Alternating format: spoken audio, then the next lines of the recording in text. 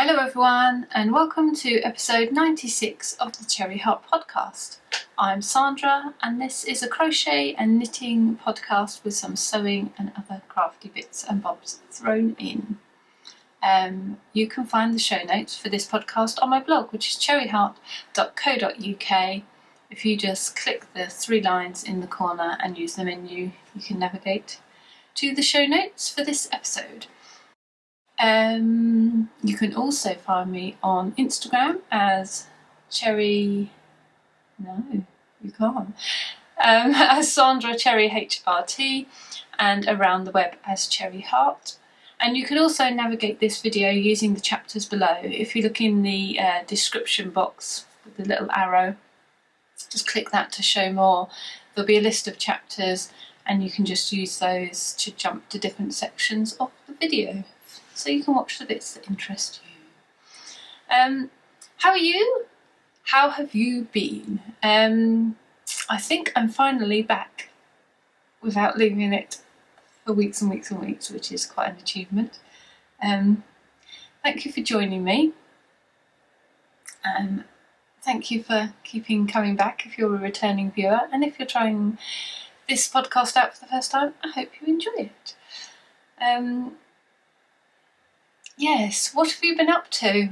If it's anything like me, not a lot, because we're in lockdown here at the moment. So there's not a lot been going on, but then my daughter's got her mocks going on at the moment. So to be honest, I don't think we'd be doing a lot anyway. She's, just trying to get some revision done, and we're sort of keeping things, we wouldn't be exactly filling the diary up with entertainment anyway. So, it's just all been quite quiet, is the point. So I'll begin with the things that I've done, which I'm wearing. So finished objects is this. I'll pop a little video of me showing it off to you so you can see how it looks, how it hangs, how it looks on me at least.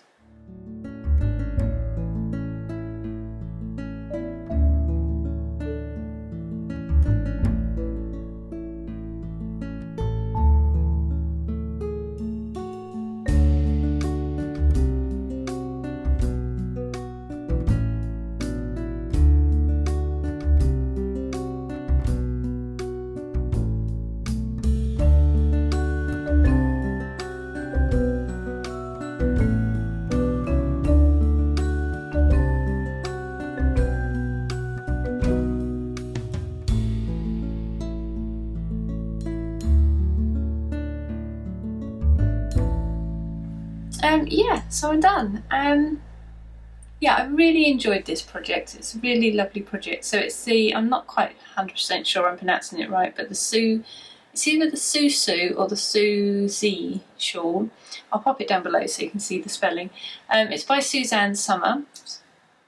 It's a kind of shawl with sleeves, essentially. And it's a mix of brioche and garter. So this was my first brioche knitting, as I've mentioned before when I was talking about it as a work in process. I always say process. When it was a work in progress. There, got it out. I talked about it was a brioche, about the brioche knitting side when I was working on it. So I won't go into that again, but just to say I really enjoyed that. It just made the whole project seem to have a bit of a novelty factor about it, because that was sort of something different. It just helped it be an interesting knit and helped it speed by, because sort of by the time you're getting to these longer rows down the bottom, there's an awful lot of stitches. So although at the beginning it grows nice and quickly, because you start sort of at the back here with just a few stitches and you're just increasing all the time. So I suppose it had the potential, there's a lot of fabric in it is what I'm saying, so it would possibly have the potential to take an awful long time if it wasn't for the fact that the novelty of the brioche sort of spurred me on and kept me working on it. And then once I'd got the body done, I think sort of in my head, I kind of thought, oh, I'm finished now. But actually I still had the sleeves to go. So that did feel like it took quite a while. The first sleeve seemed to take forever. I think it was just on a week where I didn't have an awful lot of time to work on it, and every time I picked it up it felt like I'd never progressed. But then actually the second sleeve sort of went a lot quicker, so that was fine. The only modification I have made to this is on the sleeves. So you increase for the sleeves, this sort of triangular shape, and then obviously you join on and knit the rest of the sleeve. So where the instructions said to join for the rest of the sleeve, it only said about using one colour, the sort of the colour A, which is the white colour that I've used here. So that's the sort of pattern colour, if you like, the dominant colour on the top, and the blue is the background colour. Yeah, it only said about using the white colour, so that you wouldn't have seen the blue sort of lines in between. It would just been white from there, which having a look at the project pages, people have done, but I just like the idea of keeping it you know, sort of consistent with the fronts and the rest of the sleeve. So I did make a modification and I introduced this second colour, partly because I liked how it looked and partly because I was starting to get low on my paler colour yarn. So because this is the right side, I mean, because it's brioche, it's pretty much double-sided, but the other side, the blue, kind of dominates, and on this side the white kind of dominates. The brioche sections, the garter sections, are kind of a mix of the two.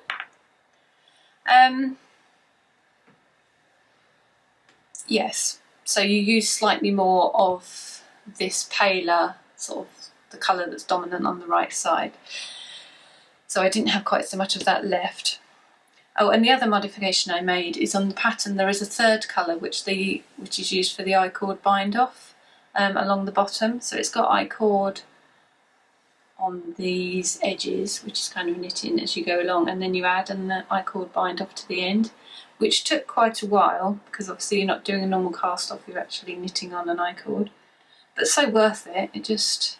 I really like how it looks. It gives a nice, you know, I've managed to do it loose enough that it fits the pattern, you know, it hasn't distorted it. I've blocked it now as well, which helps the brioche sort of sit a lot more nicely and everything look a lot nicer. But yeah, so this was in a third colour. I didn't bother, I just did it in my background colour.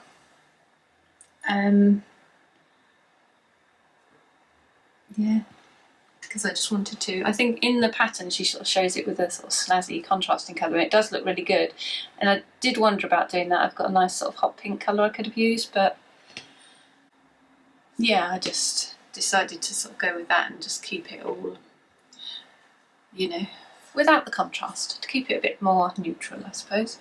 So my yarns I've spoke about before, which is a Nora George one. This was Elizabeth Bennet, and I had 2 skeins of that, and that was in my box of stash down yarns that I'm working on using. And then I had a Madeline Tosh. Actually, is it Madeline Tosh? I'll put it down here. It's Cosmic Wonder Dust. I think it's Madeline Tosh. I've got the label here. I'll look for you. Yeah, it is.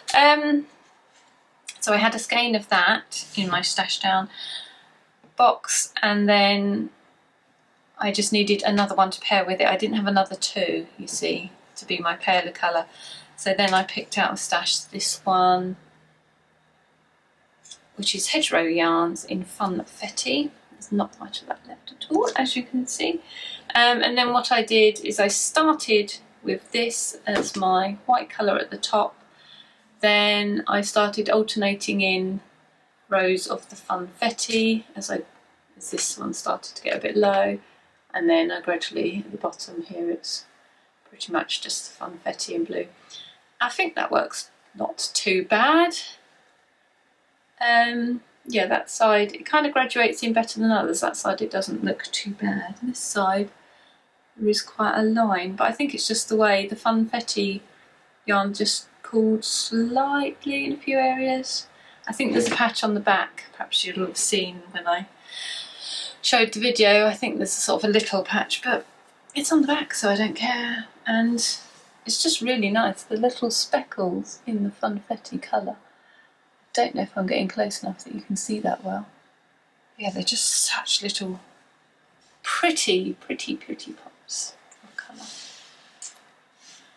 Yes, so that's all finished. Yeah, very enjoyable. Would certainly recommend the pattern. It was very clear, very thorough. All the stitch counts for each section as you go around. You can check the stitch counts on every section, which really helps actually, because once the counts get really big, you know, you don't want to count 362 stitches or whatever it is. So it helps you just count each section, make sure each bit's right. And then the, as I spoke about before, the start-up video, just to get the beginning bit and get the brioche set up and going, was just excellent.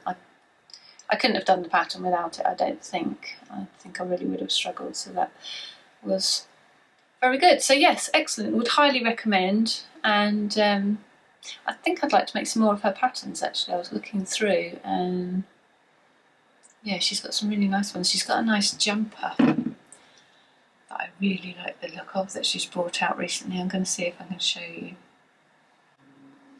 Yeah, here it is. This. I really love that. I mean, her colours are amazing. And look at her hair in this picture. Oh my god, how awesome is that? Yeah, so I'm not quite sure I'd go for something quite that bright, but I do really love it. So very tempted to have a go at that at some point. But not immediately, I think. I think I'll have a little rest between doing this one. So that's my big finish for the week, which means whips wise, things I'm doing now, I haven't got a lot on the go. I've got my shawl, my Donny shawl, but I've talked about that before, and although I've made some quite good progress on it, it's just the same thing as you saw before, but slightly bigger, so I won't bother to sort of go through that again. I'll show it next time and hopefully that might be done. But I have started another whip, which is this thing here. It's an embroidery project. So this was a gift from my lovely, lovely friend Sam of Betsy Makes. Lovely Sam. She's the best. Yeah, she got me this the other day and it just arrived on my doorstep and I've been looking forward to starting this. So let me show you a picture, a photo of the finished item.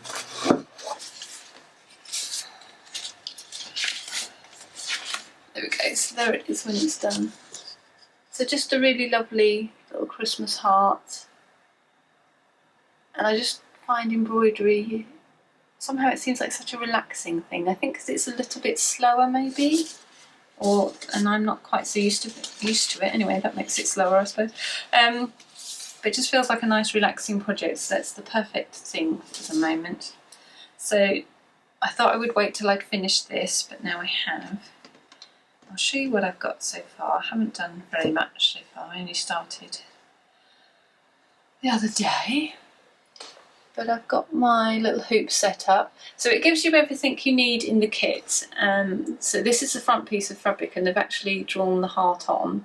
And then I've got a backing piece of fabric, I've got the stuffing in here, and I've got the embroidery, oops, and all the instructions and everything, so I'm good to go. So all set up, I've just got my little, started the circle of my wreath.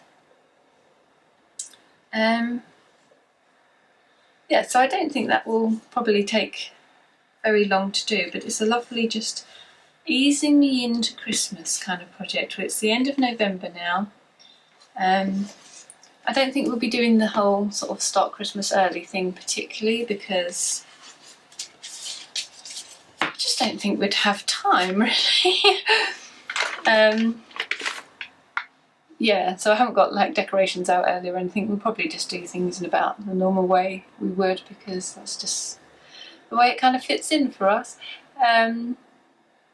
Yeah, but this is like my first sort of, oh, I'm feeling a little bit of a Christmas urge now. So yeah, it's helping ease me into the feel of it. So that's quite nice.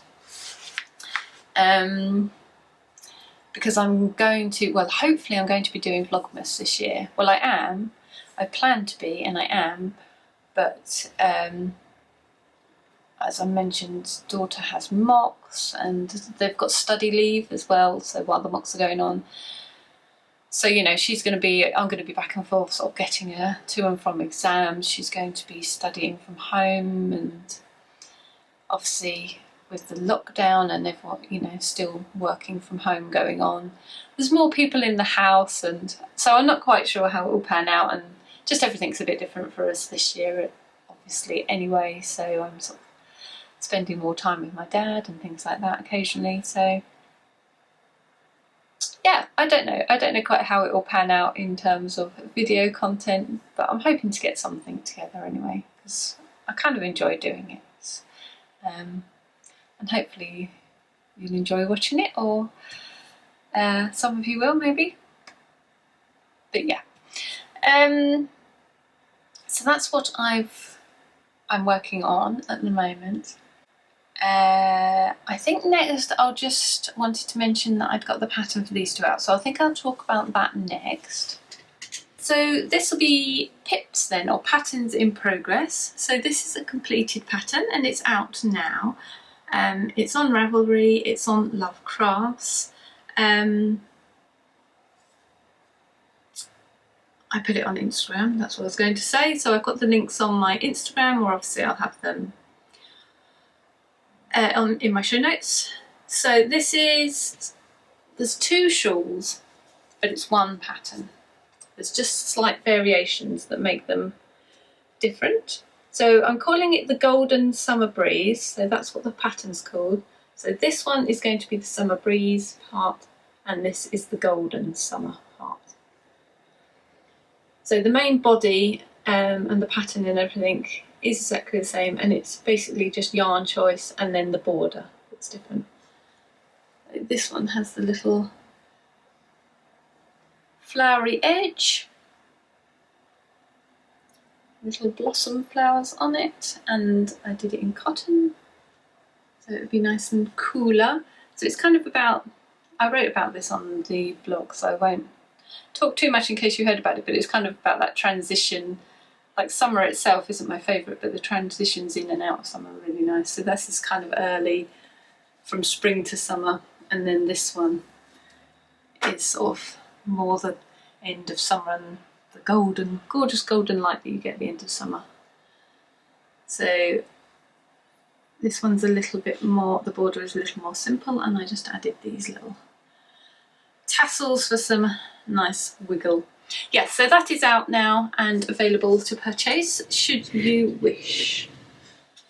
And my other pattern news, I showed you some socks last time, so that'll be the next thing I'm going to get out. Now I've got those out, I'll get the socks out. If you keep an eye on the blog, if you're waiting for those, I'll post on there when they're out, but I'll mention it in the next podcast, I'm sure, as well. I haven't got any more things to show, so I thought I'd just talk about knitting plans. So I was kind of hoping that I would get this done in November, because I wanted a little bit of a fresh start for sort of some December-y makes.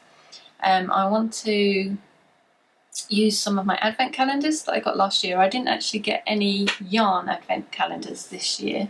I did get an embroidery one, and I also got a stationery one, and I've got a lovely gift from Sam that's an advent calendar as well. I wasn't expecting that, so that's really exciting. Thank you, Sam. It looks, I mean, you know, I've only peeped in the lid, but it looks pretty awesome. Yeah, so I'm looking forward to that. But the advent calendars I did get last year, because I got several last year, I want to actually use this year. So I'm not very good at just opening and adding minis on, you know, without knowing what the next colour would be. Can't deal with that. That doesn't suit me at all. But now I've got them all out and I can look at them yeah, I'm going to plan a project around that.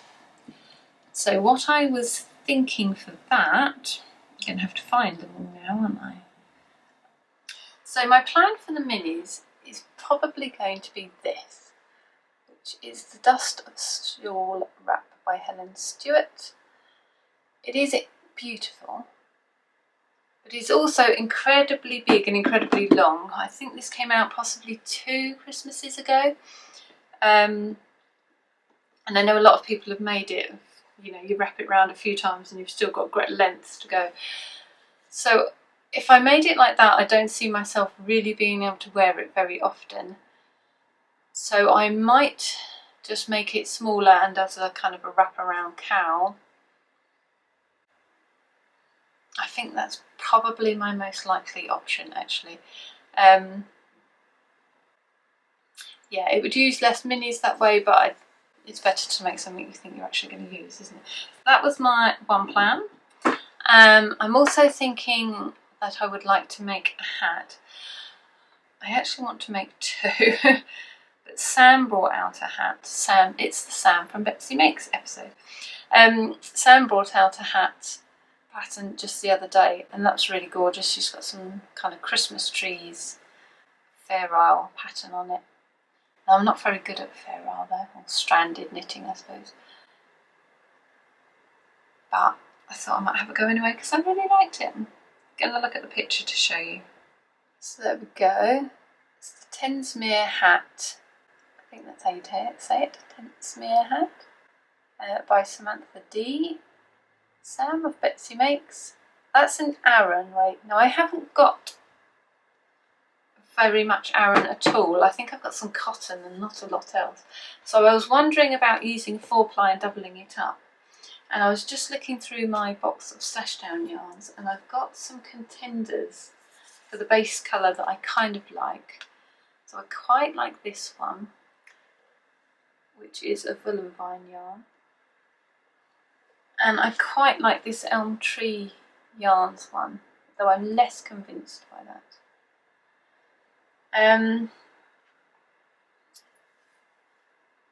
My original thought was pairing something with this. Well, actually this could still be the background. I've got a dark, really foresty green colour, so I could do it with that. That might work. Or would it, if it was contrasting enough, I thought it might work a bit nicer with that. Or it could work with that, but that's got some dark green in it as well. So I'm not 100% sure which of these options it will be. Just wondering if you can do those two together. Yeah, I don't know, but something held double, I think, and then either a mini held double for the little trees, or if I've got some left over that I've got a little bit more quantity of. Like I say, I've got this dark green in my mind. I'm sure I've got left, so if I've got some of that, I might use that with it. And then the other sock yarn hat with mohair. I haven't actually picked a design yet, but I want to do one of those nice ones with the fluffy pom-pom on, like the World and His Wife has already made, and I'm finally getting around to doing. I don't usually make hats because I'm not a great hat person, because hats don't suit me massively, but at the same time I need one because it gets cold. So well, I say need one. I mean, I need one in the sense of it gets cold and I need something to wear. I don't need one in the sense of I have absolutely none I could wear. I do have options, but I really just saw Sam's hat and really wanted to make it, and I'd just seen these other hats and really wanted to make one like those. So I thought, heck, why not? I want to. And then my other idea was a pair of socks, and I thought about using this one. So Emma from Potter and Bloom has made a Birds of the Feather, yes, a Birds of Feather shawl with a different yarn to this, but it's sort of pink with speckles like this. I have actually got the yarn she used, so maybe that'll be better, but this one is also might work well. Anyway, she paired it with a very pale pink mohair to make the shawl, which looked lovely, but I wondered about just pairing it with a pale pink and doing stripes, so sort of stripy socks, which I quite like that idea. And I think I just like the colours that could be kind of festive in here. I like the pink, it's got some green, it's got some red and some yellow, kind of some fairy light colours. All kinds of bits going on up there, they're quite fun. So I thought that just might look kind of nice. This is Stranded Dye Works, it's Paradise is the yarn. Yes, so a big cowl, socks and 2 hats are my ideas for Christmas projects. So we'll see how that works out, see if I actually make those and how many of them I make, or if I change my mind and make something else entirely. We shall see.